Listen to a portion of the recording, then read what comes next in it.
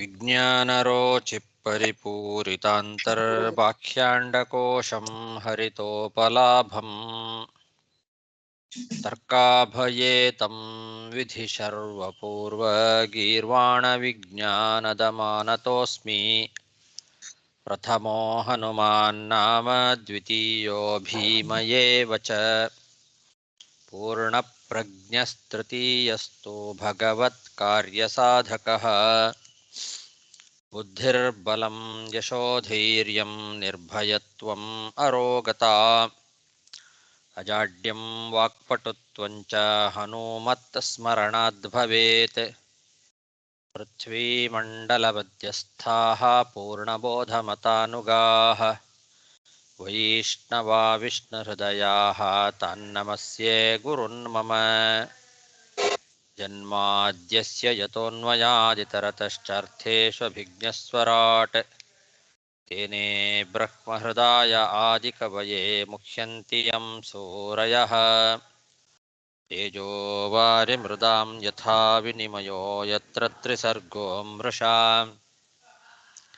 धाम्ना स्वेन सदा निरस्तकुहकं सत्यं परं धीमहि सृष्टिस्थित्यप्येहानियतिदृशितमो बन्धमोक्षाश्च यस्मात् अस्य श्रीब्रह्मरुद्रप्रभृतिसुरनरद्वीषशत्रुत्मकस्य विष्णोर्व्यस्ताः समस्ताः सकलगुणनिधिः सर्वदोषव्यपेतः पूर्णानन्दो व्ययो यो गुरुरपि परमः चिन्तयेतं महान्तम् यं प्रव्रजन्तमनुपेतमपेतकृत्यं द्वैपायनो विरहकातर आजुहाव पुत्रेति तन्मयतया तरवोऽपि नेदुः तं सर्वभूतहृदयं मुनिमानतोऽस्मि श्रीगुरुभ्यो नमः हरिः ಓಂ ಶ್ರೀಮದ್ಭಾಗವತದ ಚತುರ್ಥ ಸ್ಕಂದದ 9ನೇ ಅಧ್ಯಾಯದಲ್ಲಿ ಇವತ್ತು 74ನೇ ಶ್ಲೋಕ.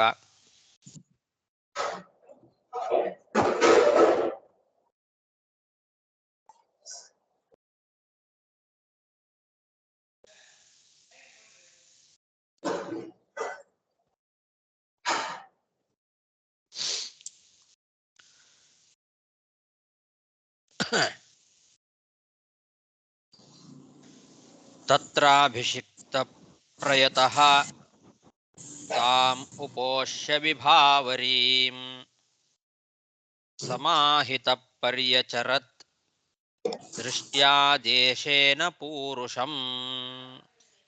ವಿಡಿಯೋವೇ ಆಫ್ ಮಾಡ್ಲಾರು.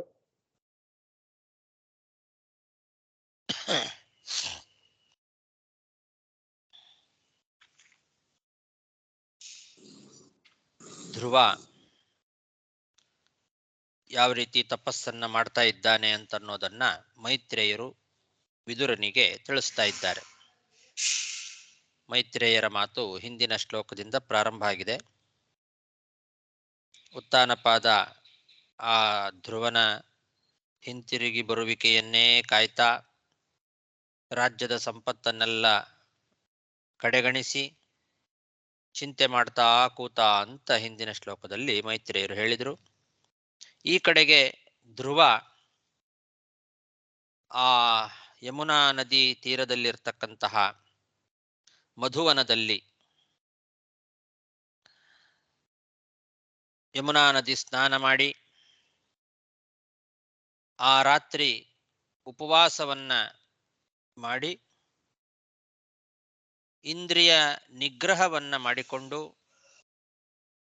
ನಾರದರು ಯಾವ ರೀತಿ ಉಪದೇಶವನ್ನ ಮಾಡಿದ್ರೋ ಆ ರೀತಿಯಾಗಿ ಮನಸ್ಸಿನ ಏಕಾಗ್ರತೆಯನ್ನ ಕಾದುಕೊಂಡು ಪರಮಪುರುಷನಾದಂತಹ ನಾರಾಯಣನ ಆರಾಧನೆಯನ್ನ ಮಾಡಿದ.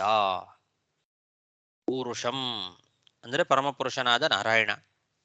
ಅಂತಹ ಆ ನಾರಾಯಣನ ಆರಾಧನೆ ಮಾಡಿದ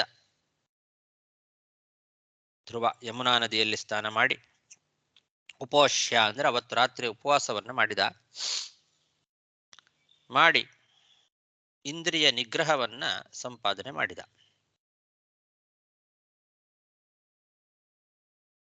ದೃಷ್ಟ್ಯಾ ದೃಷ್ಟ್ಯಾದೇಶೇನ ಪೂರುಷಂ ಅಂತಿದೆ.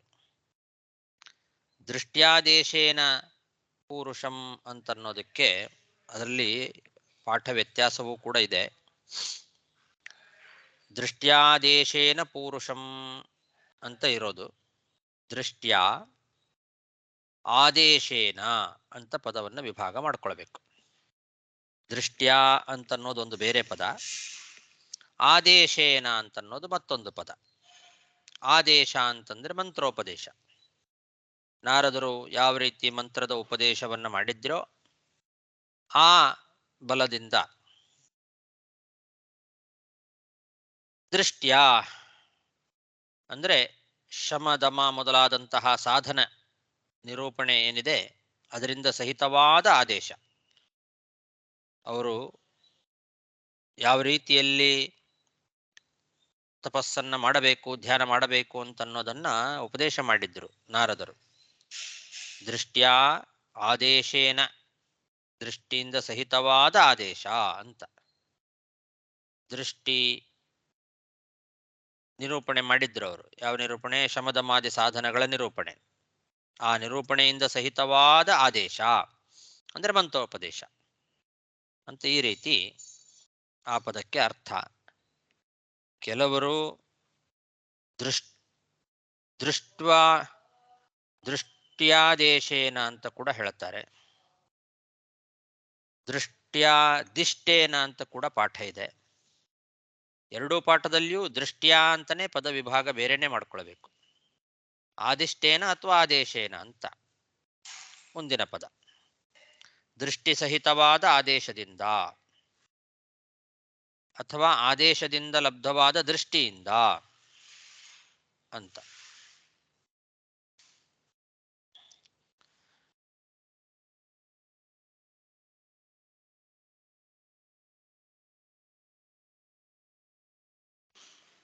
ದೃಷ್ಟ್ಯ ಅಂದ್ರೆ ನಿರೂಪಣೆ ಅಂತ ಅರ್ಥ. ಅವರು ನಿರೂಪಣೆ ಮಾಡಿದ್ರಲ್ಲ, ಶಮದಮಾದಿ ಸಾಧನಾನುಷ್ಠಾನ ಹೇಗೆ ಮಾಡಬೇಕು ಅನ್ನೋದರ ನಿರೂಪಣೆ. ಆ ನಿರೂಪಣೆಯಿಂದ ಸಹಿತವಾದ ಆದೇಶ ಅಂದ್ರೆ ಉಪದೇಶ, ರಹಸ್ಯವಾದ ಮಂತ್ರೋಪದೇಶ. ಈ ಎರಡನ್ನೂ ಕೂಡ ನಾರದರು ಧ್ರುವನಿಗೆ ಮಾಡಿದ್ರು. ಆ ಒಂದು ದೃಷ್ಟಿಯಿಂದ ಸಹಿತವಾದ ಆದೇಶ, ನಿರೂಪಣೆಯಿಂದ ಸಹಿತವಾದ ಆದೇಶ ಏನಿದೆ ಅದಕ್ಕೆ ಅನುಸಾರವಾಗಿ ಅವನು ಆರಾಧನೆ ಮಾಡಿದ, ಪರಮಪುರುಷನನ್ನ ಆರಾಧನೆ ಮಾಡಿದ ಅಂತ ಹೀಗಿಟ್ಟುಕೊಳ್ಬೇಕು.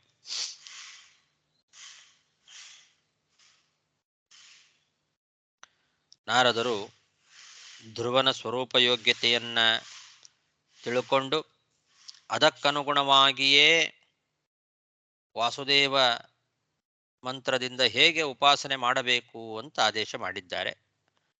ಆ ಆದೇಶಕ್ಕೆ ಅನುಸಾರವಾಗಿ ಧ್ರುವ ಉಪಾಸನೆ ಮಾಡಿದ ಅಂತಿಟ್ಟುಕೊಳ್ಬೇಕು. ಅವರು ಯಾವ ರೀತಿ ಉಪದೇಶವನ್ನ ಮಾಡಿದ್ರೋ ಅದಕ್ಕೆ ಅನುಸಾರವಾಗಿಯೇ ಮಾಡಿದ. ಇಲ್ಲಿ ಬೇರೆ ವ್ಯಾಖ್ಯಾನಕಾರರು ಋಷ್ಯಾದೇಶೇನ ಅನ್ನೋ ಪಾಠವನ್ನ ಇಟ್ಟುಕೊಳ್ತಾರೆ.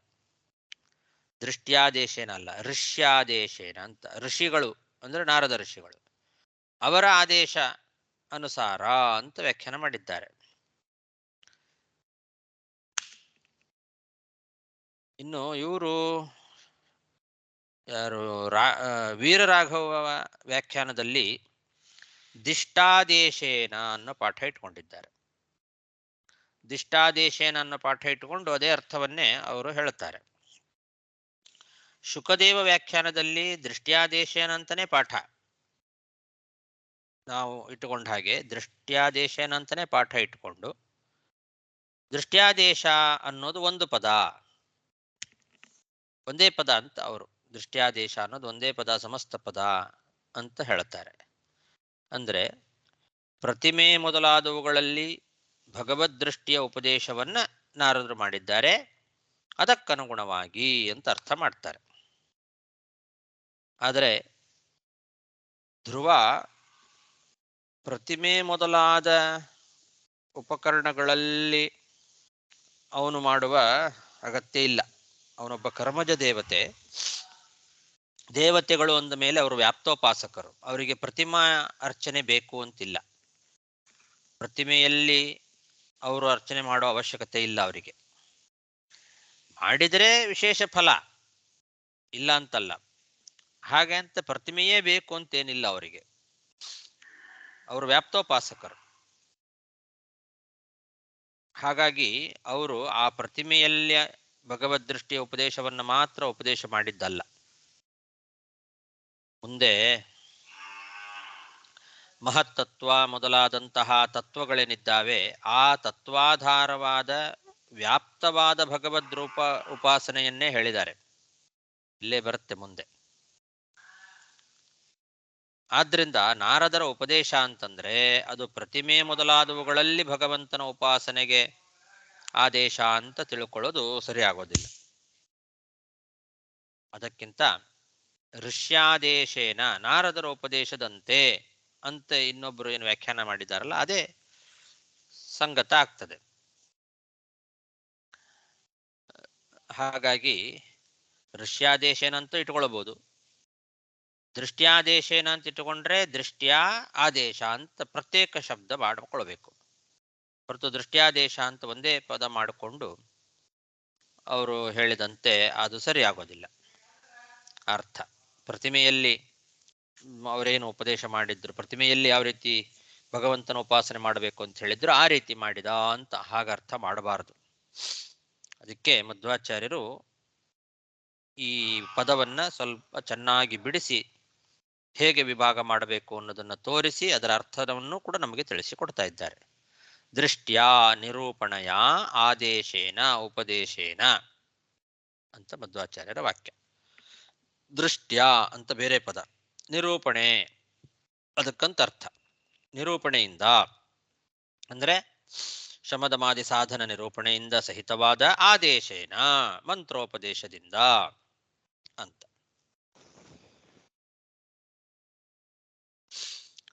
ಅಥವಾ ನಾರದರ ಉಪದೇಶ ಬಲದಿಂದ ಧ್ರುವನಿಗೆ ಲಬ್ಧವಾದ ಧ್ಯೇಯವಾದ ರೂಪ ಏನಿದೆ ಆ ರೂಪ ದರ್ಶನ ಶಕ್ತಿಯಿಂದ ಅಂತ.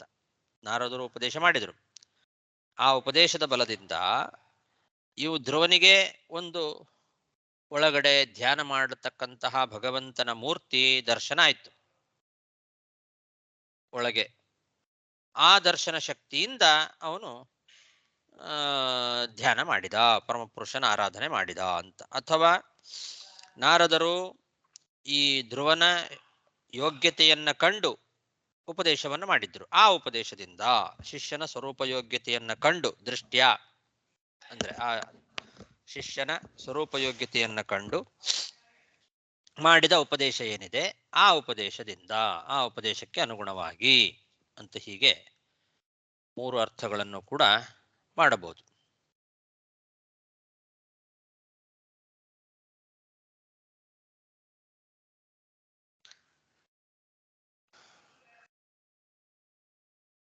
ತತ್ರಾಭಿಷಿಕ್ತ ಪ್ರಯತಃ ತಾಂ ಉಪೋಷ್ಯ ವಿಭಾವರೀಂ ಸಮಾಹಿತ ಪರ್ಯಚರದ್ ದೃಷ್ಟ್ಯಾದೇಶೇನ ಪೂರುಷಂ ತ್ರಿರಾತ್ರಾಂತೆ ತ್ರಿರಾತ್ರಾಂತೆ ಕಪಿತ್ಥಬದರಾಶನಃ ಆತ್ಮವೃತ್ಯನುಸಾರೇಣ ಮಾಸಂ ನಿನ್ನೇರ್ಚಯನ್ ಹರಿಂ.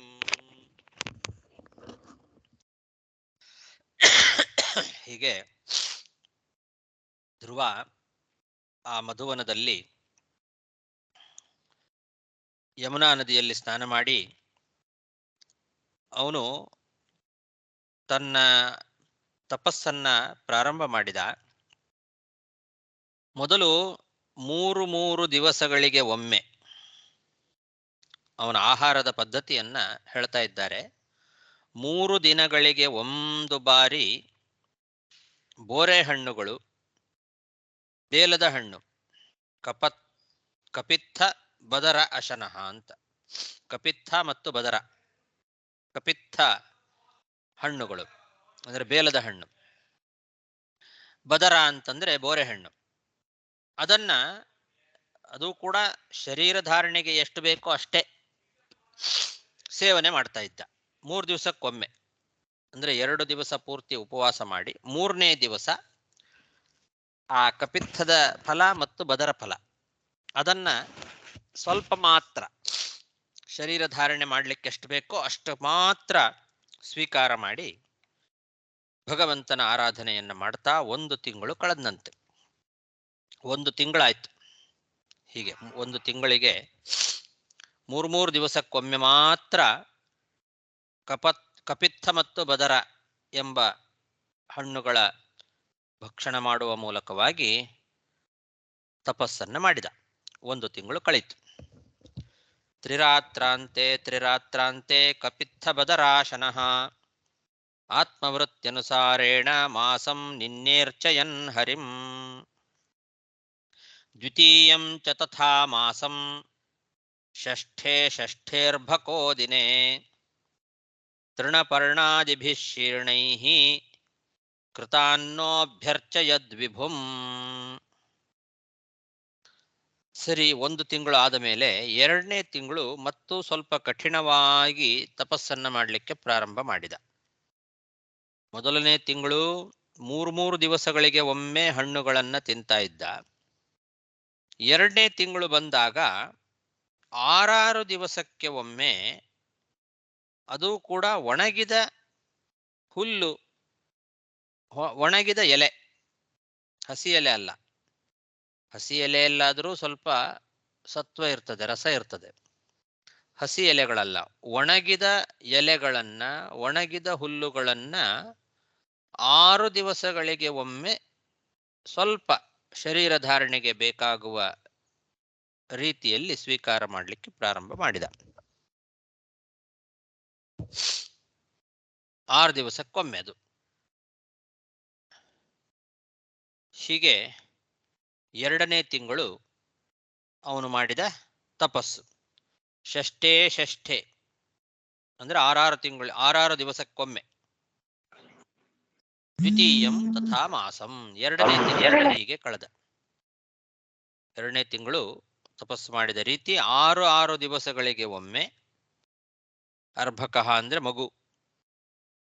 ಹೇಗೆ? ತೃಣಪರ್ಣಾದಿಭಿಃ ಶೀರ್ಣೈಃ, ಶೀರ್ಣವಾದ ತೃಣಪರ್ಣಗಳು, ಒಣಗಿದ ಹುಲ್ಲು ಮತ್ತು ಎಲೆಗಳು, ಅವುಗಳನ್ನು ಸ್ವೀಕಾರ ಮಾಡಿ ಅಭ್ಯರ್ಚಯನ್ ವಿಭುಂ, ವಿಭುವಾದಂತಹ ಆ ಪರಮಪುರುಷನಾದ ನಾರಾಯಣನ ಸೇವೆಯನ್ನು ಮಾಡಿದ.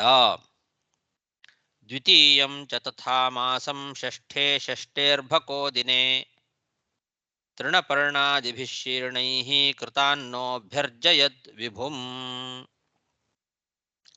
ತೃತೀಯಂ ಚಾನಯನ್ ಮಾಸಂ ನವಮೇ ಹನಿ ಅಭಕ್ಷ ಉತ್ತಮ ಶ್ಲೋಕಂ ಉಪಾಧಾವತ್ ಸಮಾಧಿನಾ. ಇನ್ನು 3ನೇ ತಿಂಗಳು ಹೇಗೆ ತಪಸ್ಸು ಮಾಡಿದ ಅಂತಂದ್ರೆ, 2ನೇ ತಿಂಗಳು 6 ದಿವಸಗಳಿಗೆ ಒಮ್ಮೆ ಒಣಗಿದ ಹುಲ್ಲು ಎಲೆಗಳನ್ನು ಸ್ವೀಕಾರ ಮಾಡ್ತಾ ಇದ್ದವನು 3ನೇ ತಿಂಗಳು ಬಂತು, 9 ದಿವಸಗಳಿಗೆ ಒಮ್ಮೆ ಕೇವಲ ನೀರನ್ನ ಮಾತ್ರ ಕುಡಿತಾ ಇದ್ದ. 8 ದಿವಸ ನೀರು ಇಲ್ಲದೆ ಪೂರ್ಣ ಉಪವಾಸ, 9ನೇ ದಿವಸ ನೀರು ಕುಡಿಯೋದು.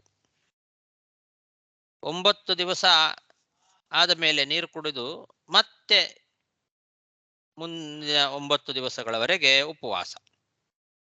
ಹೀಗೆ 3ನೇ ತಿಂಗಳು ಪೂರ್ತಿ 9 ದಿವಸಗಳಿಗೆ ಒಮ್ಮೆ ಅಂಭಕ್ಷ ನೀರನ್ನ ಮಾತ್ರ ಕುಡಿಯೋದು, 9 ದಿವಸಕ್ಕೊಮ್ಮೆ. ಆ ರೀತಿ ಮಾಡಿ ಭಗವಂತನ ಸೇವೆಯನ್ನ ಮಾಡಲಿಕ್ಕೆ ಪ್ರಾರಂಭ ಮಾಡಿದ. ಸಮಾಧಿನ ಅಂತ, ಸಮಾಧಿಯಿಂದ ಅಂದ್ರೆ ಮನಸ್ಸಿನ ಏಕಾಗ್ರತೆಯಿಂದ, ಮನಸ್ಸಿನ ಏಕಾಗ್ರತೆಯನ್ನು ತಂದುಕೊಂಡು 9 ದಿವಸಗಳಿಗೆ ಒಮ್ಮೆ ಮಾತ್ರ ಆಹಾರವನ್ನು ಸ್ವೀಕಾರ ಮಾಡಿ ಭಗವಂತನ ಸೇವೆಯನ್ನ ಮಾಡಲಿಕ್ಕೆ ಪ್ರಾರಂಭ ಮಾಡಿದ. ಇದು 3ನೇ ತಿಂಗಳು ನಡೆದದ್ದು. 1ನೇ ತಿಂಗಳು 3 ದಿವಸಗಳಿಗೆ ಒಮ್ಮೆ ಹಣ್ಣು. 2ನೇ ತಿಂಗಳು 6 ದಿವಸಗಳಿಗೆ ಒಮ್ಮೆ ಒಣಗಿದ ಎಲೆಗಳು. 3ನೇ ತಿಂಗಳು 9 ದಿವಸಗಳಿಗೆ ಒಮ್ಮೆ ನೀರು ಮಾತ್ರ ಸ್ವೀಕಾರ ಮಾಡ್ತಾ ಇದ್ದ. ತೃತೀಯಂ ಚಾನಯನ್ ಮಾಸಂ ನವಮೇ ಹನಿ ಅಭಕ್ಷ ಉತ್ತಮ ಶ್ಲೋಕಂ ಉಪಾಧಾವತ್ ಸಮಾಧಿನಾ. ಚತುರ್ಥಮಪಿ ವೈ ಮಾಸಂ ದ್ವಾದಶೇ ಹನಿ ವಾಯುಭಕ್ಷೋ ಜಿತಶ್ವಾಸೋ ಧ್ಯಾಯನ್ ದೇವಂ ಅಪಾರಯತ್. ಇನ್ನು 4ನೇ ತಿಂಗಳು ಬಂತು. 4ನೇ ತಿಂಗಳು ಮತ್ತೂ ಕಠಿಣವಾದ ತಪಸ್ಸನ್ನು ಮಾಡಿದ್ನಂತೆ. 3ನೇ ತಿಂಗಳು 9 ದಿವಸಗಳಿಗೆ ಒಮ್ಮೆ ಕೇವಲ ನೀರನ್ನ ಮಾತ್ರ ಕುಡಿತಾ ಇದ್ನಲ್ಲ, ಅದನ್ನೂ ಬಿಟ್ಟ. 4ನೇ ತಿಂಗಳು 12 ದಿವಸಗಳಿಗೆ ಒಮ್ಮೆ ಕೇವಲ ಗಾಳಿಯನ್ನ ಮಾತ್ರ ಸ್ವೀಕಾರ ಮಾಡ್ತಿದ್ದಂತೆ. ಅಂದ್ರೆ 12 ದಿವಸ ಗಾಳಿಯನ್ನೂ ತಗೊಳ್ಳದೆ, ಅಂದ್ರೆ ಪ್ರಾಣಾಯಾಮ, ಉಸಿರಾಟವನ್ನು ನಿಲ್ಲಿಸಿಬಿಟ್ಟ. ಬರೀ ಆಹಾರವನ್ನು ಮಾತ್ರ ನಿಲ್ಲಿಸೋದಲ್ಲ, ಉಸಿರಾಡೋದನ್ನು ನಿಲ್ಲಿಸಿ ಪ್ರಾಣಾಯಾಮದಿಂದ ತಪಸ್ಸು ಮಾಡ್ತಾ ಇದ್ದಾನೆ. 12 ದಿವಸಕ್ಕೊಮ್ಮೆ ಶ್ವಾಸ ಬಿಡೋದು, 12 ದಿವಸಕ್ಕೊಮ್ಮೆ ಶ್ವಾಸ ಬಿಡೋದು ತಗೊಳ್ಳೋದು. ಅಲ್ಲಿವರೆಗೆ ಜಿತಶ್ವಾಸನಾಗಿ, ಅಂದ್ರೆ ಪ್ರಾಣಾಯಾಮ, ಶ್ವಾಸವನ್ನ ಗಟ್ಟಿಯಾಗಿ ಹಿಡ್ಕೊಂಡು ಉಸಿರಾಡದೆ, ಆ ರೀತಿಯಲ್ಲಿ ಭಗವಂತನ ಧ್ಯಾನವನ್ನ ಮಾಡ್ತಾ ಇದ್ದಾನೆ. ಬಹಳ ಅದ್ಭುತವಾದ ತಪಸ್ಸು. 4ನೇ ತಿಂಗಳು ಪೂರ್ತಿ ಹೀಗೆ ಮಾಡಿದ್ದಾನೆ. 12 ದಿವಸಕ್ಕೂ ಒಮ್ಮೆ ದ್ವಾದಶೇ ಹನಿ, 12 ದಿನಗಳಿಗೆ ಒಮ್ಮೆ ವಾಯುಭಕ್ಷ, ಗಾಳಿಯನ್ನ ಮಾತ್ರ ಸ್ವೀಕಾರ ಮಾಡ್ತಾ ಇದ್ದ. ಹಾಗೆ ಜಿತಶ್ವಾಸನಾಗಿ ಭಗವಂತನ ಧ್ಯಾನವನ್ನ ಮಾಡ್ತಾ ಇದ್ದಾನೆ. ಚತುರ್ಥಮಪಿ ವೈ ಮಾಸಂ ದ್ವಾದಶೇ ಹನಿ ವಾಯುಭಕ್ಷೋ ಜಿತಶ್ವಾಸೋ ಧ್ಯಾಯನ್ ದೇವಂ ಅಪಾರಯತ್. ಪಂಚಮೇ ಮಾಸ್ಯನುಪ್ರಾಪ್ತೆ ಜಿತಶ್ವಾಸೋ ನೃಪಾತ್ಮಜಃ ಧ್ಯಾಯನ್ ಬ್ರಹ್ಮಪದೈಕೇನ ತಸ್ಥೌ ಸ್ಥಾಣುರಿವಾಚಲಃ. 5ನೇ ತಿಂಗಳು ಬಂದಾಗ ಹಿಂದೆ 12 ದಿವಸಗಳಿಗೆ ಒಮ್ಮೆ ಏನು ಉಸಿರಾಟವನ್ನ ಮಾಡ್ತಾ ಇದ್ದ ಅದನ್ನು ನಿಲ್ಲಿಸಿಬಿಟ್ಟ. ಪೂರ್ಣ ಪ್ರಾಣಾಯಾಮ, ಚಿತಶ್ವಾಸನಾಗಿ ಗಾಳಿಯನ್ನೂ ಸ್ವೀಕಾರ ಮಾಡದೆ ಪ್ರಾಣಾಯಾಮ ಪೂರ್ವಕವಾಗಿ ಭಗವಂತನನ್ನ ಒಂದು ಕಾಲಿನಿಂದ ನಿಂತು ನಿಶ್ಚಲನಾಗಿ ನಿಂತು ತಪಸ್ಸು ಮಾಡ್ತಾ ಇದ್ದಾನೆ. ಒಂದೇ ಕಾಲ್ ಮೇಲೆ ನಿಂತಿದ್ದಂತೆ, ನಿಶ್ಚಲನಾಗಿದ್ದಾನೆ. ಆ ಕಡೆ ಈ ಕಡೆ ಅಲುಗಾಡ್ತಾ ಇಲ್ಲ. ಹೇಗೆ ಅಂದ್ರೆ ಸ್ಥಾಣುರಿವ ಅಂತ, ಮೋಟು ಮರ ಅದು ಹೇಗೆ ಒಂದೇ ರೀತಿಯಲ್ಲಿ ಇರ್ತದೆ, ಆ ಕಡೆ ಈ ಕಡೆ ಅಲುಗಾಡದೆ. ಕಂಬವನ್ನ ನಿಲ್ಲಿಸಿದಂತೆ ಇತ್ತು, ಹಾಗೆ ನಿಂತು ಬಿಟ್ಟಿದ್ದಾನೆ. ಒಂದೇ ಕಾಲಿನ ಮೇಲೆ ನಿಂತಿದ್ದಾನೆ. ಉಸಿರಾಟವನ್ನೂ ಮಾಡ್ತಾ ಇಲ್ಲ, ಪ್ರಾಣಾಯಾಮ ಪೂರ್ವಕವಾಗಿ ಚಿತಶ್ವಾಸನಾಗಿ 5ನೇ ತಿಂಗಳು ಈ ರೀತಿ ಧ್ಯಾನ ಮಾಡ್ತಾ ಇದ್ದಾನೆ. ಗಾಳಿಯನ್ನೂ ಬಿಟ್ಟ, ಉಸಿರಾಟ ಆಡೋದನ್ನು ಬಿಟ್ಟು ನಿಶ್ಚಲನಾಗಿ ಕಂಬದಂತೆ ನಿಂತು, ಒಂದೇ ಕಾಲಿನಿಂದ ನಿಂತು ತಪಸ್ಸು ಮಾಡ್ತಾ ಇದ್ದಾನೆ. ಇದು 5ನೇ ತಿಂಗಳು ಮಾಡಿದ ತಪಸ್ಸು. ಪಂಚಮೇ ಮಾಸ್ಯನುಪ್ರಾಪ್ತೆ ಜಿತಶ್ವಾಸೋ ನೃಪಾತ್ಮಜಃ ಧ್ಯಾಯನ್ ಬ್ರಹ್ಮಪದೈಕೇನ ತಸ್ಥೌ ಸ್ಥಾಣುರಿವಾಚಲಃ ದೇವಾಶ್ಚಕ್ರುಸ್ತಪೋ ವಿಘ್ನಂ ತ್ರಾಸಯಂತಃ ಸ್ವಮಾಯಯಾ ಸರ್ಪೇಭಸಿಂಹಕೂಷ್ಮಾಂಡೈಃ ತಾನ್ನಾಪಶ್ಯತ್ ಪರಂ ಗತಃ. ಇದು ಬಹಳ ಅದ್ಭುತವಾದ ತಪಸ್ಸು. 5 ತಿಂಗಳು ಈ ರೀತಿ ಅದ್ಭುತವಾದ ತಪಸ್ಸನ್ನ ಮಾಡ್ತಾ ಇರೋದನ್ನ ನೋಡಿ ದೇವತೆಗಳೆಲ್ಲ ಏನ್ ಮಾಡಿದ್ರು ಅಂದ್ರೆ ಈ ಧ್ರುವನ ತಪಸ್ಸಿಗೆ ವಿಘ್ನವನ್ನ ತಂದ್ರಂತೆ. ಆ ದೇವತೆಗಳು ಈ ಮಗುವಿಗೆ 5 ವರ್ಷದ ಬಾಲಕ, ಚಿಕ್ಕ ಮಕ್ಕಳು, ಅವರು ಹಾವು, ಸಿಂಹ, ಆನೆ ಇವುಗಳನ್ನೆಲ್ಲ ನೋಡಿದ್ರೆ ಹೆದರ್ತಾರೆ. ಹಾಗಾಗಿ ದೇವತೆಗಳು ಏನು ಮಾಡಿದ್ರು ಅಂದ್ರೆ ಇವನನ್ನ ಹೆದರಿಸಬೇಕು ಅಂತ ಹೇಳಿ ತಮ್ಮ ಸಾಮರ್ಥ್ಯದಿಂದ ಕೃತಕವಾದ ಸರ್ಪಗಳನ್ನ, ಕೃತಕವಾದ ಆನೆಗಳನ್ನ, ಆಮೇಲೆ ಸಿಂಹಗಳನ್ನ, ಹಾಗೆ ಕೂಷ್ಮಾಂಡಗಳು ಅಂದ್ರೆ ಪಿಶಾಚಗಳು, ಅವುಗಳನ್ನೆಲ್ಲ ಸೃಷ್ಟಿ ಮಾಡಿ ಅವನಿಗೆ ಹೆದರಿಸಿದರು. ತಪೋವಿಘ್ನವನ್ನ ಉಂಟು ಮಾಡಬೇಕು ಅಂತ, ಅವನು ಮಾಡ್ತಾ ಇರ್ತಕ್ಕಂಥ ತಪಸ್ಸಿಗೆ ವಿಘ್ನವನ್ನ ತರಬೇಕು ಅಂತ ಕೃತಕವಾದ ಸರ್ಪೇ ಇಭ ಸಿಂಹ ಕೂಷ್ಮಾಂಡೈಹಿ ಅಂತಾರೆ. ಸರ್ಪಗಳು, ಇಭ ಅಂದ್ರೆ ಆನೆ, ಸಿಂಹ ಮತ್ತು ಕೂಷ್ಮಾಂಡ ಅಂದ್ರೆ ಪಿಶಾಚಗಳು, ಇವುಗಳನ್ನೆಲ್ಲ ಸೃಷ್ಟಿ ಮಾಡಿ ಸ್ವಮಾಯಯ ಅಂದ್ರೆ ತಮ್ಮ ಸಾಮರ್ಥ್ಯದಿಂದ ಕೃತಕವಾದಂತಹ ಇವುಗಳನ್ನೆಲ್ಲ ಸೃಷ್ಟಿ ಮಾಡಿ ಅವನನ್ನ ಹೆದರಿಸಿದರು. ತ್ರಾಸೆಯಂತಹ ಧ್ರುವನಿಗೆ ಭಯ ಬರುವಂತೆ ಮಾಡಿದರು ಇವರೆಲ್ಲ ದೇವತೆಗಳು. ಆದರೆ ನಾಪಶ್ಯತ್ ಪರಂ ಗತಃ, ಆ ಧ್ರುವ ಭಗವಂತನ ಧ್ಯಾನದಲ್ಲಿ ಮುಳುಗಿಬಿಟ್ಟಿದ್ದಾನೆ. ಕಣ್ಣು ತೆಗೆದು ನೋಡ್ಲೇ ಇಲ್ಲ ಅವುಗಳನ್ನ. ಅವನಿಗೆ ಒಂದೇ ಕಾಲಿನಲ್ಲಿ ಕಂಬದಂತೆ ನಿಂತು ಕಣ್ಣು ಮುಚ್ಚಿ ಒಳಗೆ ವಾಸುದೇವ ರೂಪಿಯಾದ ಭಗವಂತನ ಧ್ಯಾನವನ್ನ ಮಾಡ್ತಾ ಇದ್ದಾನೆ. ಹೊರಗೆ ಈ ದೇವತೆಗಳು ಕೃತಕವಾದ ಸಿಂಹ, ಪಿಶಾಚ ಮೊದಲಾದವುಗಳನ್ನ ಹೆದರಿಸಬೇಕು ಅಂತ ಕಳಿಸಿದ್ರೂ ಕೂಡ ಕಣ್ಣೇ ತೆಗೆದು ನೋಡಿಲ್ಲ. ಭಗವಂತನ ಧ್ಯಾನದಲ್ಲಿ ಮುಳುಗಿಬಿಟ್ಟಿದ್ದ. ನಾ ಪಶ್ಯತೆ, ನೋಡ್ಲೇ ಇಲ್ಲ ಅಂತ ಹೇಳ್ತಾರೆ ದೇವತೆಗಳು. ಈ ರೀತಿ ಮಾಡಿದ ಯಾವ ಆ ವಿಘ್ನಕಾರಕಗಳಾದಂತಹ ದುಷ್ಟ ಪ್ರಾಣಿಗಳನ್ನ ಅವನು ನೋಡ್ಲೂ ಇಲ್ಲ. ಆ ರೀತಿ ಭಗವಂತನ ಧ್ಯಾನವನ್ನ ಮಾಡ್ತಾ ಇದ್ದಾನೆ. ಇಷ್ಟು ಅದ್ಭುತವಾದ ತಪಸ್ಸು ಧ್ರುವ ಮಾಡಿದ್ದು. ನಮಗೆ ಇಲ್ಲಿ ಒಂದು ಪ್ರಶ್ನೆ ಬರ್ತದೆ, ದೇವತೆಗಳು ಯಾಕೆ ವಿಘ್ನ ಮಾಡಿದರು?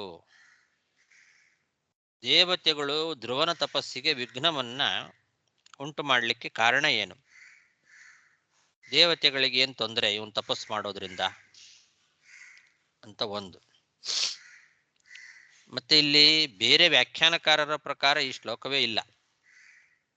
ಈ ದೇವಾಶ್ಚಕ್ರಸ್ತಪೋ ವಿಘ್ನಂ ಅನ್ನೋ ಶ್ಲೋಕ ಅವರು ಇಟ್ಕೊಂಡೇ ಇಲ್ಲ, ಬೇರೆ ಯಾವ ವ್ಯಾಖ್ಯಾನಕಾರರು ಕೂಡ. ಆದರೆ ವಿಷ್ಣು ಪುರಾಣದಲ್ಲಿ ಈ ಕಥೆ ಇದೆ. ವಿಷ್ಣು ಪುರಾಣದಲ್ಲಿ ಧ್ರುವ ತಪಸ್ಸು ಮಾಡುವಾಗ ದೇವತೆಗಳು ಅದನ್ನ ತಪ್ಪಿಸ್ಲಿಕ್ಕೆ ಪ್ರಯತ್ನ ಮಾಡಿದರು, ವಿಘ್ನ ಉಂಟು ಮಾಡಿದರು. ಆದರೂ ಅವರು ಅದಕ್ಕೆ ಫಲಕಾರಿಗಳಾಗಲಿಲ್ಲ. ಅವರು ವಿಘ್ನವನ್ನ ತರಲಿಕ್ಕೆ ಪ್ರಯತ್ನ ಮಾಡಿದರೂ ಕೂಡ ವಿಫಲರಾದರು ಅನ್ನೋ ಕಥೆ ವಿಷ್ಣು ಪುರಾಣದಲ್ಲಿದೆ. ಹಾಗಾಗಿ ಈ ಶ್ಲೋಕ ಇಲ್ಲಿ ಭಾಗವತದಲ್ಲಿ ಇರತಕ್ಕಂಥ ಶ್ಲೋಕವೇ. ಅದನ್ನು ಅವರು ಬಿಟ್ಟುಬಿಟ್ಟಿದ್ದಾರೆ, ಬೇರೆ ವ್ಯಾಖ್ಯಾನಕಾರರು ಬಿಟ್ಟಿದ್ದಾರೆ. ವಿಷ್ಣು ಪುರಾಣದ ವಾಕ್ಯಕ್ಕೆ ಅನುಗುಣವಾಗಿ ಆ ಅಲ್ಲಿ ಬರ್ತಕ್ಕಂಥ ಕಥೆಗೆ ಅನುಗುಣವಾಗಿ ಭಾಗವತ ಇಲ್ಲಿ ಈ ಶ್ಲೋಕವನ್ನ ಹೇಳಿದ್ದು ಸರಿಯಾಗೇ ಇದೆ. ಅವರು ವಿಘ್ನ ಮಾಡಿದ್ದು ನಿಜ. ದೇವತೆಗಳೆಲ್ಲ ವಿಘ್ನ ಮಾಡಲಿಕ್ಕೆ ಪ್ರಯತ್ನ ಮಾಡಿದರು. ಕೃತಕವಾದ ಸಿಂಹ, ಆನೆ ಮೊದಲಾದವುಗಳನ್ನೆಲ್ಲ ತೋರಿಸಿದ್ರು, ಸೃಷ್ಟಿ ಮಾಡಿ ಎದುರಿಗೆ ಓಡಾಡಿಸಿದ್ರು. ಆದರೂ ಅವನು ಹೆದರಲಿಲ್ಲ, ಅವನು ನೋಡಲೇ ಇಲ್ಲ. ಈ ಕಥೆ ವಿಷ್ಣು ಪುರಾಣದಲ್ಲಿ ಬಂದಿದೆ. ಸರಿ, ಆದರೆ ದೇವತೆಗಳು ಯಾಕೆ ಈ ರೀತಿ ಮಾಡಿದರು? ಸಜ್ಜನರಲ್ಲಿ ತತ್ವಾಭಿಮಾನಿಗಳಾಗಿ ನಿಂತು ಧರ್ಮ ಮಾರ್ಗದಲ್ಲಿ ಪ್ರೇರಣೆಯನ್ನ ಮಾಡತಕ್ಕಂಥವರು ದೇವತೆಗಳು. ಹೀಗಿರುವಾಗ ಇವನು ತಪಸ್ಸು ಮಾಡ್ತಾ ಇರುವಾಗ ಅದಕ್ಕೆ ಇನ್ನೂ ಅವರು ಧರ್ಮ ಮಾರ್ಗದಲ್ಲಿ ಪ್ರೇರಣೆಯನ್ನೇ ಮಾಡಿ ಅವನಿಗೆ ಮುಂದುವರಿಸಬೇಕಾಗಿತ್ತು. ಅದು ಬಿಟ್ಟು ತಪಸ್ಸಿಗೆ ವಿಘ್ನವನ್ನ ಅವರು ಯಾಕೆ ತಂದ್ರು ಅಂತನ್ನೋ ಪ್ರಶ್ನೆ ಬರ್ತದೆ. ಈ ಪ್ರಶ್ನೆ ಮಾಡ್ಕೊಳ್ಳೋದಕ್ಕಿಂತ ಮುಂಚೆ ನಾವು ಮತ್ತೊಂದು ವಿಷಯವನ್ನು ತಿಳ್ಕೊಳ್ಬೇಕು. ಈಗ ಅವನು ಇಷ್ಟು ಅದ್ಭುತವಾದ ತಪಸ್ಸನ್ನೇನು ಮಾಡ್ತಾ ಇದ್ದಾನಲ್ಲ, ಈ ರೀತಿ ತಪಸ್ಸನ್ನ ಮಾಡಲಿಕ್ಕೆ ಕೂಡ ಕಾರಣ ಅವರೇ ಅಲ್ವಾ? ತತ್ವಾಭಿಮಾನಿ ದೇವತೆಗಳವರು. ಅವರ ಪ್ರೇರಣೆ ಇಲ್ಲದೆ ಧ್ರುವ ಈ ರೀತಿ ತಪಸ್ಸು ಮಾಡಲಿಕ್ಕೂ ಸಾಧ್ಯವೇ ಇಲ್ಲ. ಅವರು ಒಳಗೆ ನಿಂತು ಧ್ರುವನ ಮೂಲಕವಾಗಿ ಈ ರೀತಿಯಾದ ತಪಸ್ಸನ್ನ ಮಾಡಿಸ್ತಾ ಇದ್ದಾರೆ. ಸರಿ, ಹಾಗೆ ಅವರೇ ಒಳಗೆ ನಿಂತು ಪ್ರೇರಣೆಯನ್ನ ಮಾಡಿ ಅದ್ಭುತವಾದ ರೀತಿಯಲ್ಲಿ ಧರ್ಮ ಮಾರ್ಗದಲ್ಲಿ ಪ್ರೇರಣೆಯನ್ನ ಮಾಡಿಸಿ ಅವನ ಕೈಯಿಂದ ತಪಸ್ಸನ್ನ ಮಾಡಿಸ್ತಾ ಇರೋರು, ಅವರು ತಾವೇ ತಪಸ್ಸಿಗೆ ವಿಘ್ನವನ್ನ ಉಂಟು ಮಾಡಲಿಕ್ಕೆ ಪ್ರಯತ್ನ ಮಾಡೋದು, ಆಮೇಲೆ ಅದರಲ್ಲಿ ತಾವೇ ವಿಫಲರಾಗೋದು, ಇದೆಲ್ಲ ಏನು? ತಪಸ್ಸು ಮಾಡಲಿಕ್ಕೆ ಪ್ರೇರಣೆಯನ್ನು ಮಾಡಿದವರು ಅವರೇ, ಒಳಗೆ ಕೂತು ತಪಸ್ಸು ಮಾಡಿಸ್ತಾ ಇರೋರು ದೇವತೆಗಳೇ.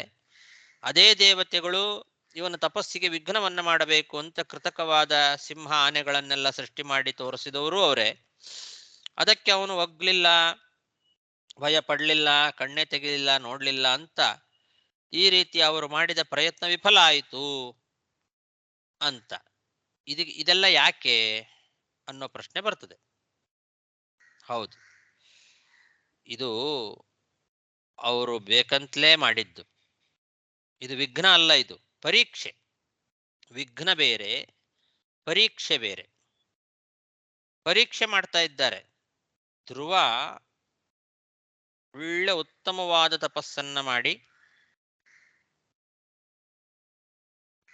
ಜಗತ್ತಿಗೆ ತಪೋನಿಷ್ಠೆಯನ್ನ ತೋರಿಸ್ಬೇಕು. ಅವನಿಗೆ ತಪಸ್ಸು ಮಾಡೋದರಲ್ಲಿ ಎಷ್ಟು ನಿಷ್ಠೆ ಇದೆ ಅನ್ನೋದನ್ನ ಜಗತ್ತಿಗೆ ತೋರಿಸಿ ಆ ಧ್ರುವನ ಕೀರ್ತಿಯನ್ನ ಜಗತ್ತಿನಲ್ಲಿ ಎಲ್ಲ ಕಡೆಯಲ್ಲಿ ಪ್ರಸಿದ್ಧಿಯನ್ನ ಮಾಡಬೇಕು ಅನ್ನೋದು ದೇವತೆಗಳ ಸಂಕಲ್ಪ. ಆದ್ರಿಂದ ಈ ಪರೀಕ್ಷೆಯನ್ನ ಮಾಡ್ತಾ ಇದ್ದಾರೆ ಅವರು. ನಾವು ಇಷ್ಟೆಲ್ಲ ವಿಘ್ನಗಳನ್ನ ತಂದರೂ ಅದಕ್ಕೆ ಜಗ್ಗದೆ ಇವನು ಇಷ್ಟು ಅದ್ಭುತವಾದ ರೀತಿಯಲ್ಲಿ ತಪಸ್ಸನ್ನ ಮಾಡಿದ ಅಂತ ಜಗತ್ತಿಗೆ ಗೊತ್ತಾಗಬೇಕು. ಹೀಗೆ ಧ್ರುವನ ಮೇಲಿನ ಕಾರುಣ್ಯದಿಂದಲೇನೆ ದೇವತೆಗಳು ಅವನಿಗೆ ವಿಘ್ನವನ್ನ ಧರಿಸಿ ಆ ವಿಘ್ನದಲ್ಲಿ ಅವರು ವಿಫಲರಾಗಿ ಆ ಪರೀಕ್ಷೆಯಲ್ಲಿ ಅವನು ಉತ್ತೀರ್ಣ ಆಗಿ ಅವನು ಭಗವಂತನ ದರ್ಶನವನ್ನ ಹೇಗೆ ಪಡೆದ ನೋಡ್ರಿ ಅಂತ ಜಗತ್ತಿಗೆ ತಿಳಿಸ್ಲಿಕ್ಕೋಸ್ಕರ ತಾವೇ ವಿಘ್ನಗಳನ್ನ ಒಡ್ಡಿ ತಾವೇ ಅದನ್ನು ನಿವಾರಣೆಯನ್ನೂ ಮಾಡಿ ಅನುಗ್ರಹ ಮಾಡಿದ್ದಾರೆ. ಹೊರತು ತಪಸ್ಸಿಗೆ ವಿಘ್ನವನ್ನ ತರಬೇಕು, ತಪಸ್ಸು ಮುಂದುವರಿಬಾರದು ಅನ್ನೋ ಅಭಿಪ್ರಾಯ ಅವರಿಗಿಲ್ಲ. ಒಂದ್ ವೇಳೆ ತಪಸ್ಸಿಗೆ ವಿಘ್ನವನ್ನ ತರಬೇಕು, ತಪಸ್ಸು ಮಾಡಬಾರ್ದವನು ಅಂತ ಏನಾದ್ರು ದೇವತೆಗಳಿಗೆ ಸಂಕಲ್ಪ ಇದ್ದಿದ್ರೆ ಅವರು ಮತ್ತೆ ಇನ್ನೂ ಹೆಚ್ಚು ವಿಘ್ನಗಳನ್ನು ತರ್ತಿದ್ರು, ತಪಸ್ಸು ಮುಂದುವರಿಲಿಕ್ಕೆ ಬಿಡ್ತಿರ್ಲಿಲ್ಲ. ಯಾಕೆಂದ್ರೆ ಒಳಗೆ ಕೂತು ತಪಸ್ಸನ್ನ ಪ್ರೇರಣೆಯನ್ನ ಮಾಡಿಸ್ತಾ ಇರೋರು ಅದೇ ತತ್ವಾಭಿಮಾನಿ ದೇವತೆಗಳೇ. ಅವರು ಅದನ್ನು ಪರಿಹಾರ ಮಾಡ್ಕೊಳ್ತಾ ಇರಲಿಲ್ಲ, ಮಾಡಿದ್ದಾರೆ. ಸ್ವಲ್ಪ ವಿಘ್ನವನ್ನ ತರುವಂತೆ ಪ್ರಯತ್ನ ಮಾಡಿ ಆಮೇಲೆ ವಿಫಲರಾಗ್ತಾರೆ, ಅಲ್ಲಿಗೆ ಬಿಟ್ಟು ಬಿಡ್ತಾರೆ. ಕಾರಣ ಇದು ಪರೀಕ್ಷೆ. ಧ್ರುವ ಈ ಪರೀಕ್ಷೆಯಲ್ಲಿ ಹೇಗೆ ಉತ್ತೀರ್ಣನಾದ ನೋಡಿ ಅಂತ ತಿಳಿಸೋದು. ಇದೆಲ್ಲ ಬ್ರಹ್ಮಾಂಡ ಪುರಾಣದಲ್ಲಿದೆ ಈ ವಿಷಯ. ಯಾಕೆ ವಿಘ್ನ ಮಾಡಿದ್ರು? ಅವನ ಕೀರ್ತಿಯನ್ನು ತರಲಿಕ್ಕೆ, ಅವನಿಗೆ ಪರೀಕ್ಷೆ ಮಾಡಲಿಕ್ಕೆ ಹೊರತು ವಿಘ್ನ ತರಲಿಕ್ಕಲ್ಲ ಅನ್ನೋ ವಿಷಯ ಬ್ರಹ್ಮಾಂಡ ಪುರಾಣದಲ್ಲಿದೆ. ಅದನ್ನ ಮಧ್ವಾಚಾರ್ಯರು ನಮಗೆ ಇಲ್ಲಿ ತೋರಿಸಿಕೊಡ್ತಾರೆ. ಇಲ್ಲದೇ ಇದ್ರೆ ಈ ಅರ್ಥ ಆಗೋದಿಲ್ಲ ಇದು ಯಾಕೆ ವಿಘ್ನ ತಂದ್ರು ಅನ್ನೋದು. ಬ್ರಹ್ಮಾಂಡ ಪುರಾಣದ ವಾಕ್ಯ: ಯತ್ರ ದೇವೈ ಕೃತೆ ವಿಘ್ನೆ ಖಂಡಿತೋ ನ ಪುಮಾನ್ ಭವೇತ್ ತತ್ರ ತದ್ಯಶಸೇ ವಿಘ್ನಂ ಕುರ್ಯುರ್ನತು ವಿಘಾತನೆ ಯತ್ರ ಖಂಡಿತತಾ ತತ್ರ ಖಂಡನಾಯೈವ ಕೇವಲಂ ಸತ್ಯಕಾಮಾಯತೋ ದೇವಾಃ ತೇ ಚಿತ್ತಾದ್ಯಭಿಮಾನಿನಃ ಅತೋ ವಿಮೋಹನಾಯೈವ ಪ್ರಾಪ್ನುಯುಸ್ತೆ ಪರಾಜಯಂ ತೇಷಾಂ ಅಶಕ್ತಿತೋಕ್ತಿಶ್ಚ ವಿಮೋಹಾಯ ಸುರದ್ವಿಷಾಂ ಇತಿ ಬ್ರಹ್ಮಾಂಡೇ. ಸ್ಪಷ್ಟವಾಗಿ ಇಲ್ಲಿ ಬ್ರಹ್ಮಾಂಡ ಪುರಾಣ ತಿಳಿಸ್ತಾ ಇದೆ, ದೇವತೆಗಳು ವಿಘ್ನ ಉಂಟು ಮಾಡಿದಾಗಲೂ ಒಬ್ಬ ತಪಸ್ಸನ್ನ ನಿಲ್ಲಿಸಿ ಹೋಗಲಿಲ್ಲ ಅಂತಂದ್ರೆ ದೇವತೆಗಳು ಅವನ ತಪಸ್ಸನ್ನ ನಿಲ್ಲಿಸುವ ಉದ್ದೇಶದಿಂದ ವಿಘ್ನವನ್ನ ಉಂಟು ಮಾಡಿಲ್ಲ ಅಂತ ತಿಳ್ಕೊಳ್ಬೇಕು. ಯಾಕೆ? ಆ ದೇವತೆಗಳೇ ಒಳಗೆ ಕೂತು ಅವರು ಅಭಿಮಾನಿಗಳಾಗಿ, ಚಿತ್ತಾದಿಗಳಿಗೆ ಅಭಿಮಾನಿಗಳಾಗಿ ಮಾಡಿಸ್ತಕ್ಕಂಥವ್ರು. ಹಾಗಾದ್ರೆ ಯಾಕೆ ಅವರು ವಿಘ್ನವನ್ನ ತಂದ್ರು ಅಂದ್ರೆ, ಅವನಿಗೆ ಕೀರ್ತಿಯನ್ನ ತರುವ ಉದ್ದೇಶದಿಂದ ತಾವು ವಿಘ್ನವನ್ನ ಒಡ್ಡಿ ಅದನ್ನು ಅವರೇ ಪರಿಹಾರ ಮಾಡ್ತಾರೆ ಅಂತ ತಿಳ್ಕೊಳ್ಬೇಕು. ಎಲ್ಲಿ ತಪಸ್ಸು ನಿಂತು ಹೋಗ್ತದೋ ಅಲ್ಲಿ ದೇವತೆಗಳು ಬೇಕಂತಲೇ ಆ ತಪಸ್ಸನ್ನ ನಿಲ್ಲಿಸ್ಬೇಕು ಅಂತಾನೆ ವಿಘ್ನ ಮಾಡಿದ್ದಾರೆ ಅಂತ ತಿಳ್ಕೊಳ್ಬೇಕು. ಕೆಲವು ಕಡೆಗೆ ಹಾಗೆ ಮಾಡ್ತಾರೆ. ಕೆಲವರಿಗೆ ತಪಸ್ಸಿಗೆ ವಿಘ್ನವನ್ನ ತಂದು ತಪಸ್ಸನ್ನು ನಿಂತು ಹೋಗುವಂತೆ ಮಾಡ್ತಾರೆ. ಯಾಕೆ? ಅವರಿಗೆ ಅದು ಯೋಗ್ಯವಾಗಿರೋದಿಲ್ಲ. ಬೇಕಂತಲೇ ತಪಸ್ಸಿಗೆ ವಿಘ್ನವನ್ನು ತರಬೇಕು ಅಂತಾನೆ, ನಿಲ್ಲಿಸ್ಬೇಕು ಅಂತಾನೆ ಮಾಡಿರ್ತಾರೆ. ಎಲ್ಲಿ ವಿಘ್ನವನ್ನ ದೇವತೆಗಳು ತಂದರೂ ಅದು ತಪಸ್ಸು ನಿಲ್ಲೋದಿಲ್ವೋ ಅಲ್ಲಿ ದೇವತೆಗಳೇ ಬೇಕಂತಲೇ ಅವರು ಪರೀಕ್ಷೆಗೋಸ್ಕರ ಮಾಡ್ತಾರೆ ಹೊರತು ಅವರು ತಪಸ್ಸನ್ನು ನಿಲ್ಲಿಸ್ಬೇಕು ಅಂತ ಮಾಡೋದಿಲ್ಲ ಅಂತ. ಯತ್ರ ಖಂಡಿತತಾ ತತ್ರ ಖಂಡನಾಯ ಇವ ಕೇವಲಂ. ಎಲ್ಲಿ ನಿಂತು ಹೋಗ್ತದೋ ಅಲ್ಲಿ ನಿಲ್ಲಿಸ್ಬೇಕು ಅಂತಾನೆ ಮಾಡಿರ್ತಾರೆ. ಯಾಕೆ ಅಂದ್ರೆ ದೇವತೆಗಳು ಸತ್ಯ ಸಂಕಲ್ಪರು, ಸತ್ಯಕಾಮಾಹ ಯಥೋ ದೇವಾಹ ಚಿತ್ತಾದ್ಯಭಿಮಾನಿನ. ಅವರು ಸತ್ಯ ಸಂಕಲ್ಪರಾದ್ರಿಂದ ನಿಲ್ಲಿಸ್ಬೇಕು ಅಂತ ವಿಘ್ನ ತಂದಿದ್ರೆ ನಿಲ್ಲಿಸ್ತಾರೆ. ನಿಲ್ಲಿಸಬಾರ್ದು ಅಂತಾನೆ ಅವರು ವಿಘ್ನವನ್ನ ತಂದದ್ದು. ಅವನ್ ನಿಲ್ಲಿಸಬಾರ್ದು, ನಮ್ಮ ವಿಘ್ನ ಅದು ಅವನಿಗೆ ತಡೆ ಆಗಬಾರದು ಅಂತಾನೆ ವಿಘ್ನ ತಂದಿರ್ತಾರೆ. ಯಾಕೆ? ಚಿತ್ತಾದ್ಯಭಿಮಾನಿಗಳವರು ಮನಸ್ಸಿನಲ್ಲಿ ನಿಂತು ತಪಸ್ಸು ಮಾಡಲಿಕ್ಕೆ ಪ್ರೇರಣೆಯನ್ನ ಕೊಟ್ಟು ತಪಸ್ಸು ಮಾಡಿಸೋರು. ಆದ್ರಿಂದ ತಪಸ್ಸನ್ನ ಕೆಡಿಸ್ಬೇಕು ಅಂತ ಪ್ರಯತ್ನ ಮಾಡಿ ವಿಫಲರಾದವರಂತೆ ತೋರಿಕೊಳ್ತಾರೆ. ಇದರಿಂದ ದೇವತೆಗಳು ಅಶಕ್ತರು ಅಂತ ನಾವು ತಿಳ್ಕೊಳ್ಬಾರದು. ಅವರಿಗೆ ಇವು ತಪಸ್ಸನ್ನು ನಿಲ್ಲಿಸ್ಲಿಕ್ಕೆ ಸಾಮರ್ಥ್ಯ ಇಲ್ಲ ಅಂತ ತಿಳ್ಕೊಳ್ಬಾರದು. ಹಾಗೆ ತಿಳ್ಕೊಳ್ಳೋರು ಇದ್ದಾರೆ ಕೆಲವರು ತಮೋಯೋಗ್ಯ ಜೀವಿಗಳು. ಅವರಿಗೆ ಅನ್ಯಥಾ ಜ್ಞಾನ ಬರಬೇಕು, ಅವರನ್ನ ಮೋಹ ಮಾಡಬೇಕು, ಆ ಉದ್ದೇಶದಿಂದಲೂ ಹಾಗೆ ಮಾಡ್ತಾರೆ. ಸಜ್ಜನರಿಗೆ ಧ್ರುವನ ಆ ಒಂದು ನಿಷ್ಠೆ, ತಪೋನಿಷ್ಠೆ, ಅದರ ಬಗ್ಗೆ ಜ್ಞಾನ ಬರಬೇಕು. ಎಂಥ ಅದ್ಭುತವಾದ ನಿಷ್ಠೆ ಇದೆ ಧ್ರುವನಿಗೆ ಅನ್ನೋದು ಜಗತ್ತಿಗೆ ತಿಳಿಸ್ಬೇಕು. ಅದಕ್ಕೋಸ್ಕರನು ಹಾಗೆ ಮಾಡ್ತಾರೆ. ಎರಡು ಉದ್ದೇಶದಿಂದ ದೇವತೆಗಳು ಈ ರೀತಿ ಮಾಡ್ತಾರೆ ಅಂತ ಬ್ರಹ್ಮಾಂಡ ಪುರಾಣ ತಿಳಿಸ್ತಾ ಇದೆ. ಹಾಗಾಗಿ ನಾವು ದೇವತೆಗಳಿಗೆ ಧ್ರುವನ ತಪಸ್ಸನ್ನು ನಿಲ್ಲಿಸುವಷ್ಟು ಶಕ್ತಿ ಇಲ್ಲ ಅಂತ ತಿಳ್ಕೊಳ್ಬಾರ್ದು. ಅವ್ರು ನಿಲ್ಲಿಸ್ಬೇಕು ಅಂತ ಮನಸ್ಸು ಮಾಡಿದ್ರೆ ಖಂಡಿತ ನಿಲ್ಲಿಸ್ತಾ ಇದ್ರು. ಅವರು ನಿಲ್ಲಿಸ್ಬೇಕು ಅಂತ ಮಾಡಿದ್ದಲ್ಲ, ಪರೀಕ್ಷೆ ಮಾಡಿದ್ದು. ಆದ್ರಿಂದ ವಿಘ್ನವನ್ನ ತಂದ್ರು, ಪುನಃ ಆ ವಿಘ್ನವನ್ನ ಅವರೇ ಪರಿಹಾರ ಮಾಡಿದ್ರು. ಹಾಗಾಗಿ ಎಷ್ಟೇ ಅವರು ವಿಘ್ನಗಳನ್ನ ತರಲಿಕ್ಕೆ ಪ್ರಯತ್ನ ಮಾಡಿದ್ರು ಧ್ರುವ ಕಣ್ಣು ತೆಗೆದು ಅದನ್ನ ನೋಡ್ಲಿಲ್ಲ.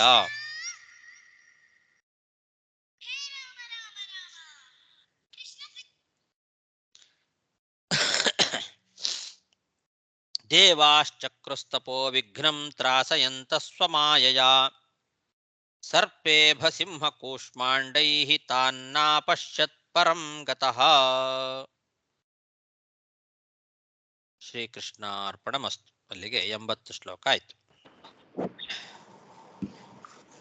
ಗುರುಗಳೇ, ಹೇಳಿ. ವಿಘ್ನ ಪರೀಕ್ಷೆ ಎರಡೂ ಪರ್ಯಾಯ ಪದ ಅಲ್ಲಲ್ವಾ? ಅಲ್ಲ, ಪರೀಕ್ಷೆ ಬೇರೆ, ವಿಘ್ನ ಬೇರೆ. ಸಾಮಾನ್ಯ ನಮ್ಮ ಜೀವನದಲ್ಲಿ ಕೂಡ ಈ ತರ ಬಹಳ ವಿಷಯಗಳು ನಡೆಯುತ್ತೆ ನಮಗೆ.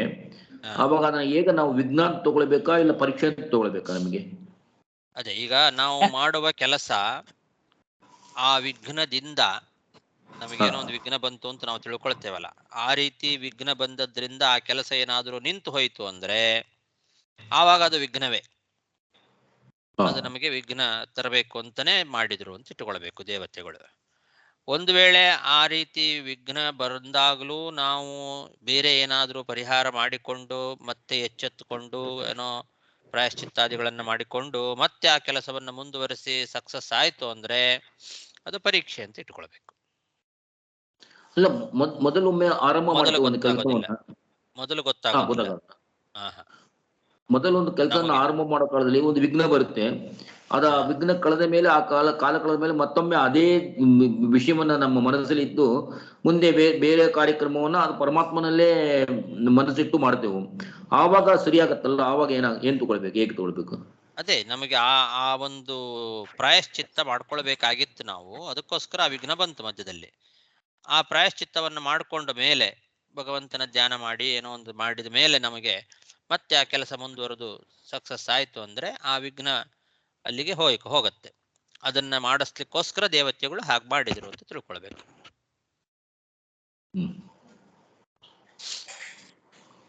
ಧನ್ಯವಾದಗಳು. ವಿಘ್ನದ ಒಂದು ಕೊಡ್ತಾರಲ್ಲ, ಅದು ಕೂಡ ಬಂದು ದೇವತೆಗಳು ಬಂದು ದೈತ್ಯ ಅಭಿಮಾನಿ ದೇವತೆಗಳು ಮಾಡೋಣ ಅವರು ದೇವತೆಗಳೇ ಮಾಡಿದ್ರು ಅಂತಿದೆ. ಡೈರೆಕ್ಟ್ ಹೌದು ಹೌದು, ಡೈರೆಕ್ಟ್ ಅವರೇ ಮಾಡಿದ್ದು. ಅವ್ರು ಬಂದ್ರು ದೈತ್ಯ ಅಭಿಮಾನಿ ದೇವತೆ ಇಲ್ಲ ಇಲ್ಲ ಇಲ್ಲ, ಇಲ್ಲಿ ದೇವತೆಗಳೇ ಮಾಡಿದ್ದು. ದೇವಾಹ ಚಕ್ರುಹು ಅಂತಾನೆ ಇದೆ, ದೇವತೆಗಳೇ ವಿಘ್ನವನ್ನ ಮಾಡಿದ್. ಅವರ ಸ್ವಮಾಯಯ ಅಂತ ಕೂಡ ಇದೆ. ಸ್ವಮಾಯಯ ಅಂದ್ರೆ ತಮ್ಮ ಸಾಮರ್ಥ್ಯದಿಂದಲೇನೆ ಕೃತಕವಾದಂತಹ ಸಿಂಹ ಮೊದಲಾದವುಗಳನ್ನ ಸೃಷ್ಟಿ ಮಾಡಿ ಅಲ್ಲಿ ಅವನಿಗೆ ಎದುರಿಗೆ ಓಡಾಡಿಸಿದ್ರು. ಇವ ಬಂದು ಊಟಕ್ಕೆ ಬಂದು ಹುಳ್ಳೆಲ್ಲ ತಿಂತಾನ ಎಂಬುದು ಹೆಂಗ ತಗೊಂಡ್ಬೇಕು ನಾವು? ಎಲೆಗಳನ್ನ ತಿನ್ನೋದು. ಎಲೆ ಹುಲ್ಲು ಎರಡು ತೃಣ ಪರ್ಣಾದಿ. ತೃಣಪರ್ಣ ಅಂತ ಹುಲ್ಲು ಅಂದ್ರೆ ಅದೇ ಇದೆಲ್ಲ ಸೊಪ್ಪುಗಳೆಲ್ಲ ಸಿಗತ್ತಲ್ಲ, ತಿನ್ನುವಂತಹ ಸೊಪ್ಪುಗಳು, ಅದನ್ನ ತಿನ್ನೋದು. ಎಲೆ ಅಂದ್ರೆ ಅದನ್ನ ಸೊಪ್ಪು, ಎಲೆ ಅಂದ್ರೆ ಸೊಪ್ಪು ಅದೇ ಹುಲ್ಲು ತರನೂ ಬರುತ್ತೆ, ಅದರಲ್ಲಿ ಸ್ವಲ್ಪ ಹುಲ್ಲಿರೋ ಹಾಗೆ ಬರುತ್ತೆ. ಈ ಕೊತ್ತಂಬರಿ ಸೊಪ್ಪು ಅದೆಲ್ಲ ಹುಲ್ಲಿದ್ದಂಗೆ ಇರುತ್ತಲ್ವಾ. ತೃಣಪರ್ಣ ಅಂತ ಅದೊಂದು ರೂಢಿ ಹಾಗೆ ಹೇಳೋದು. ಎಲೆಗಳು ಅಂತಾನೆ ಅರ್ಥ. ಈ ಶ್ಲೋಕ ಮತ್ತೊಂದು ತೆಗೆದುಬಿಟ್ಟು ಅಂದ್ರೆ ಏನರ್ಥ? 70ನೇ ಶ್ಲೋಕ, ಕಡೆಸಿ ಶ್ಲೋಕ ಅವರ ಪಾಠದಲ್ಲಿ ಅವರೇನು ತಗೊಂಡಿದ್ದಾರೆ ಆ ಶ್ಲೋಕ, ಅದನ್ನ ಅವರು ತಗೊಳ್ಳಿಲ್ಲ. ಅವ್ರೇನ್ ಅವರ ತತ್ವಕ್ಕೆ ಏನೋ ಒಂದು ಅಡ್ಡಿ ಬರ್ತೀಯ, ಅದು ಗೊತ್ತಿಲ್ಲ, ಅದು ಯಾಕೋ ಏನೋ ಅವ್ರು ತಗೊಂಡಿಲ್ಲ ಅಷ್ಟೇ. ಅದು ತತ್ವಕ್ಕೇನು ಅಡ್ಡಿ ಇಲ್ಲ ಅಲ್ಲಿ, ಆದ್ರೆ ಅವರ ಪಾಠದಲ್ಲಿ ಅದಿಲ್ಲ. ವ್ಯತ್ಯಾಸ ಆಗತ್ತಲ್ವಾ, ಅದು ಇದರಿಂದ ಗೊತ್ತಾಗುತ್ತೆ. ಆಚಾರ್ಯ, ಈ ತಪಸ್ಸಿಗೆ ವಿಘ್ನ ಅನ್ನೋದು ಸಾಧನೆಗೆ ಅಡ್ಡಿ ಮಾಡೋಂಥದ್ದಲ್ವಾ, ಅದನ್ನು ದೈತ್ಯರೇ ಮಾಡ್ಸಿದ್ರು ಅಂತ ಯಾಕೆ ತಗೋಬಾರ್ದು? ದೇವತೆಗಳೇ ದೈತ್ಯರ ಮೂಲಕ, ಯಾಕೆಂದ್ರೆ ದೇವತೆಗಳು ಬರೀ ಸಾಧನೆ ಮಾಡ್ಸೋದು, ಇದು ಅಡ್ಡಿ ಮಾಡೋದು ಅಂದ್ರೆ ಅದು ದೈತ್ರದೇ ಅಲ್ವಾ ಕೆಲಸ. ಅದನ್ನ ಯಾಕೆ ಹಾಕಿ ತಗೋಬಾರ್ದು ಅಂತನಾ? ದೇವತೆಗಳೇ ಯಾಕೆ ಮಾಡಿದ್ರು ಅಂತ ಹೇಳ್ತೀರಿ ಅಂತನಾ? ಹೌದು ಹೌದು, ಅಲ್ಲಿ ಹೇಳಿದ್ದಾರೆ ಭಾಗವತದಲ್ಲಿ, ದೇವಾಹ ಸ್ವಮಾಯಯ ಚಕ್ರುಹು ಅಂತ ಸ್ಪಷ್ಟವಾದ ವಾಕ್ಯ ಇದೆ. ದೇವತೆಗಳೇ ತಮ್ಮ ಸಾಮರ್ಥ್ಯದಿಂದ ವಿಘ್ನ ಮಾಡಿದ್ರು ಅಂತ. ಅದಕ್ಕೆ ಎಲ್ಲ ವ್ಯಾಖ್ಯಾನಕಾರರು ಹಾಗೆ ಬರೆದಿದ್ದಾರೆ, ಯಾರು ಕೂಡ ದೈತ್ಯರನ್ನ ಮಧ್ಯದಲ್ಲಿ ತಗೊಂಡು ಬಂದಿಲ್ಲ. ನಾವೇ ವ್ಯಾಖ್ಯಾನ ಮಾಡ್ಬೇಕಷ್ಟೇ ಇವಾಗ ಹೊಸದಾಗಿ, ದೈತ್ಯರ ಮೂಲಕವಾಗಿ ಅಂತ. ಯಾಕೆ ಸುಮ್ಮನೆ ಅಂತ ಅಷ್ಟೆ. ಸರಿ ಸರಿ, ನಮಸ್ಕಾರ. ಇದು ಯುಕ್ತಿ ಮಾಡಿ ಒಂದು ಕ್ವಶನ್ ಕೇಳಿಕೊಂಡು, ಸೌರಭ ಎಂಬ ಶಬ್ದಕ್ಕೆ ಏನರ್ಥ ಸರ್? ಸುರಭಿಯ ಇದೇವೆ ಸೌರಭ್ಯ. ಸೌರಭ ಅಂತಂದ್ರೆ ಒಳ್ಳೆ ಸುಗಂಧಿತವಾದ ಪರಿಮಳ ಅಂತ ಅರ್ಥ. ಆಮೇಲೆ ನಾವು ಕಡಸಿ ಶ್ಲೋಕ ನೋಡೋದ್ರೆ ನೀವೊಂದು ಕಡಸಿ ಶ್ಲೋಕದಲ್ಲಿ ಬಂದು ಇನ್ನ 3ನೇ ಶ್ಲೋಕದಲ್ಲಿ ಮಧ್ವಾಚಾರ್ಯ ಕಂಪೇರ್ ಮಾಡಿದ್ರೆ, ನಿತ್ಯಂ ಕೋಡಿ ಸಹಸ್ರ ಯೋಜನಂ ಅಪಿ ಅಟ್ಟು ಬಂದು ಯೋಜನ ಬಂದು ಮೀರಿ ಹೋಗ್ತಾರೆ, ಅಟ್ಟು ವ್ಯಾಖ್ಯಾನ ಮಾಡಿದ್ದಾರೆ. ನಿತ್ಯ ಎಂಬ ಶಬ್ದ ಅದೇನರ್ಥ? ಎಲ್ಲಿ ಕೊಡಿಸ್ಬೇಕು? ನಿತ್ಯ ಬಂದು ಎಲ್ಲಿ ಸೇರಿಸುವುದು? ಅದು ನಿತ್ಯವೇ ಮಾಡ್ತಾ ಇದ್ದಾರೆ ಅಂತ ತಗೋಬೇಕಾ? ಹೆಂಗದು? ನಿತ್ಯಂ ಕೋಡಿ ನಿತ್ಯಂ ಕೋಡಿ ಸಹಸ್ರ ಯೋನಿಜಂ ಅಪಿ ತ್ವಂ ರಾಜವತ್ ರಾಜಸೆ, ರೈಟ್? ನಿತ್ಯಂ ಅಂದ್ರೆ ಅಲ್ಲಿ ಪ್ರತಿ ದಿವಸ ಅವರಿಗೆ ಆ ರೀತಿ ಇದು ಬರ್ತಿತ್ತು, ಎದುರಾಗ್ತಿತ್ತು. ಪ್ರತಿ ದಿವಸ ಯಾರಾದರೂ ಬಂದು ವೇದ ಬಗ್ಗೆ ಏನು ವಾದ ವಿವಾದಗಳನ್ನ ಮಾಡ್ತಾ ಇದ್ರು. ಸರಿ, ಓಕೆ ಆ ಎಲ್ಲ ವಾದಿಗಳನ್ನು ಕೂಡ ಪ್ರತಿನಿತ್ಯ ಗೆಲ್ತಾ ಇದ್ರು, ಓಕೆ. ಹಾಗರ್ಥ. ಸೊ ಏತಾದೃಶಂ ವೇದವಾರ್ತಿಂ ನಿತ್ಯಂ ತರನ್ ತ್ವಂ ಪ್ರತಿ ದಿವಸವೂ ದಾಟ್ತಾ ಇದ್ರು. ಅಲ್ಲಿ ಆದ್ರೆ ಯಾವತ್ತೋ ಒಂದು ಸಲ ದಾಟಿದ್ದು ಹನುಮಂತ. ಓಕೆ ಒಂದು ಸಲ ಇದು ಪ್ರತಿನಿತ್ಯನೂ ನಡೀತಾ ಇತ್ತು. ಇಲ್ಲಿ ವೇದದ ಬಗ್ಗೆ ಇವರಿಗೆ ಆಕ್ಷೇಪಗಳು ಪ್ರತಿನಿತ್ಯ ಬರ್ತಾ ಇತ್ತು. ಓಕೆ ಪ್ರತಿನಿತ್ಯವೂ ಕೂಡ ವಾದ ಮಾಡಿ ವಾದಿಗಳನ್ನ ಗೆಲ್ತಾ ಇದ್ರು, ವೇದದ ಅಭಿಪ್ರಾಯಗಳನ್ನ ದಾಟ್ತಾ ಇದ್ರು ಓಕೆ. ಅಂತ. ಈ ಸೌರ ದೊಡ್ಡ ಆಶ್ಚರ್ಯ. ಆಶ್ಚರ್ಯ. ಓಕೆ. So okay. ಸೊ ಅಲ್ಲಿ ಅದು ಏನು, ಅದಾವುದು ಜ್ಞಾನ ಕಾರ್ಯ ಬಂದು ಆ ಕಾರ್ಯವನ್ನು ದೊಡ್ಡದನ್ನು ಹೇಳ್ತಾರೆಯಾ, ಇಲ್ಲ ಇದು ಬಂದು ಕಾವ್ಯ ಅಂತ ಇದು ಕಾವ್ಯದ ರೀತಿಯಲ್ಲಿ ವರ್ಣನೆ ಮಾಡಿದ್ದು. ಓಕೆ. ಎರಡು ನಿಜ ಹೇಳಬೇಕಂದ್ರೆ ಜ್ಞಾನ ಕಾರ್ಯ ದೊಡ್ಡದೇ, ಅದಕ್ಕಿಂತ ಬಲ ಕಾರ್ಯಕ್ಕಿಂತ ಜ್ಞಾನ ಕಾರ್ಯ ದೊಡ್ಡದು. ಆದ್ರೆ ದೇವತೆಗಳಲ್ಲಿ ಜ್ಞಾನ ಕಾರ್ಯ ಮತ್ತು ಬಲ ಕಾರ್ಯ ಎರಡೂ ಕೂಡ ಸಮಾನವಾಗಿ ಇರ್ತದೆ. ಓಕೆ. ಎಷ್ಟು ಬಲ ಕಾರ್ಯ ಮಾಡ್ಲಿಕ್ಕಾಗ್ತದೋ ಅಷ್ಟೇ ಜ್ಞಾನ ಕಾರ್ಯನೂ ಮಾಡ್ಲಿಕ್ಕಾಗ್ತದೆ. ಓಕೆ. ನೀವು ಒಂದು ವಿವರ ಕೊಡುವುದಾಗ್ತದೆ ಸೌರಭ ಅಂದ್ರೆ ಏನು, ಏನೇನ್ ಚಾಪ್ಟರ್ ಏನೇನು ಹೇಳುತ್ತೆ ಅದೆಲ್ಲ ನೀವು ಆಮೇಲೆ ಕೊಡ್ತೀರ ನೀವು. ಯುಕ್ತಿ ಮಲ್ಲಿಕಾದ ರೈಟ್. ಇದು ಯಾವ ಹಿನ್ನೆಲೆಯಲ್ಲಿ ಬಂತು, ಯಾವ ಚಾಪ್ಟರ್ ಏನನ್ನು